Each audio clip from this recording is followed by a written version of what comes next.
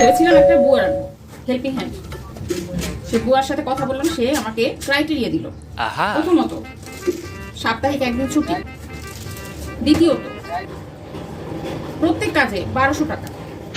তৃতীয়ত, মান্থলি 3 দিন ছুটি, কারণ সে বাড়ি যাবে। চতুর্থত, তার কোনো কাজে ভুল ধরা যাবে না, সে যা করবে সেটাই ফাইনাল, পারফেক্ট। পঞ্চমত, সে যখন খুশি তখন আসবে। তার যদি আসতে লেট হয় তাকে ফোন করা যাবে না, ফোন করাই যাবে না, ফোন নাম্বার দেবে, ফোন করা যাবে না। ষষ্ঠত, মাসের বেতন 5 তারিখের মধ্যে দিতে হবে, দেরি হলে বোনাস সহ তাকে বিদায় করে দিতে হবে। সেই কাজ করবে না। আরো আছে। তো এই কথা শোনার পর বুয়াকে বললাম, ভাই আমাকে একটা কাজ জোগাড় করে দাও। এর একটা চাহিদা যদি, একটা ডিমান্ডও যদি হাজবেন্ডের কাছে করা যায়, স্ত্রীকে তো স্ত্রীর পদ থেকেই বরখাস্ত করে দিবে।